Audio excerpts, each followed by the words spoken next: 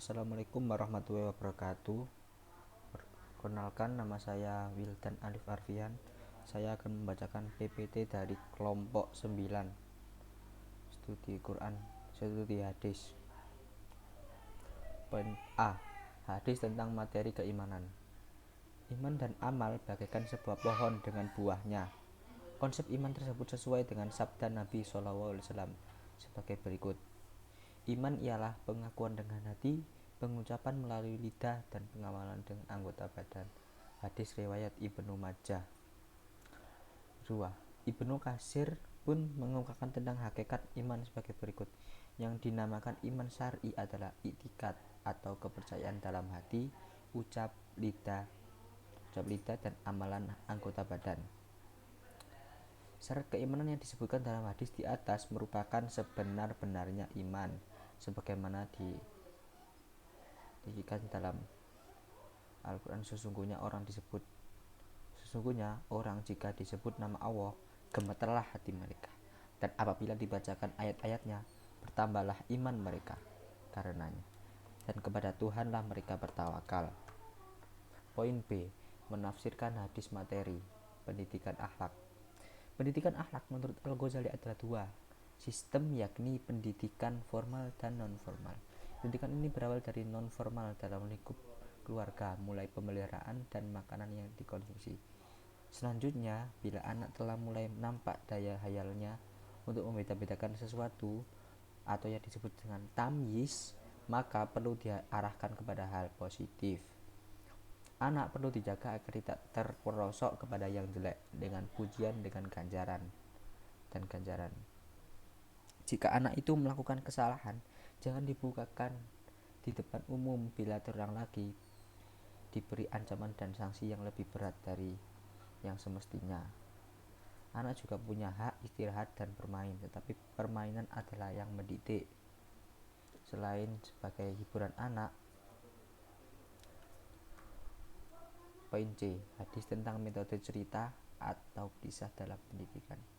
Hadis tentang metode cerita atau kisah, yang artinya dari Abu Hurairah radhiyallahu an berkata, sesungguhnya Rasulullah SAW bersabda, ketika seorang laki-laki sedang berjalan, tiba-tiba ia merasa sangat haus sekali. Kemudian ia menemukan sumur, lalu ia masuk ke dalamnya dan minum. Kemudian ia keluar dari sumur. Tiba-tiba datang seekor anjing menjulurkan lidahnya. Ia menjilati tanah karena sangat haus. Laki itu berkata, anjing itu sangat haus bagaimana aku. Kemudian masuk ke sumur lagi, dan ia penuhi sepatunya dengan air. Kemudian ia haus lagi sambil menggigit sepatunya, dan ia beri minum anjing itu. Kemudian Allah bersyukur kepadanya dan mengampuni. Sahabat pun bertanya kepada Rasulullah, ya Rasulullah, adakah kita mendapat pahala karena kita menolong hewan? Nabi SAW menjawab, di setiap yang mempunyai limpah basah ada pahalanya.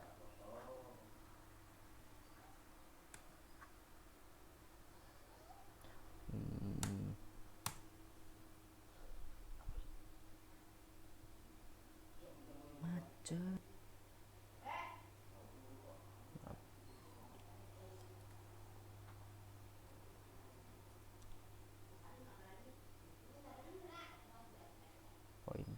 Poin D.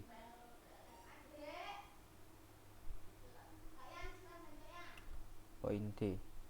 Hadis tentang metode pendidikan. Hadis tentang metode tanya jawab dan diskusi, yang artinya dari Abu Hurairah radhiyallahu anhu berkata, ada seorang laki-laki bertanya kepada Rasul, ya Rasulullah, siapakah orang yang paling berhak saya hormati? Beliau menjawab, ibumu, kemudian ibumu, kemudian ibumu, kemudian ayahmu, kemudian yang lebih dekat dan yang lebih dekat dengan kamu.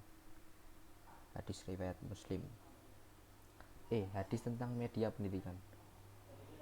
Media lidah dan jari. Dari Abdullah bin Umar dia berkata, Sa'ad bin Ubadah menderita sakit, lalu Nabi SAW datang menjenguknya bersama Abdurrahman bin Auf, Sa'ad bin Abi Waqqas, dan Abdullah bin Mas'ud.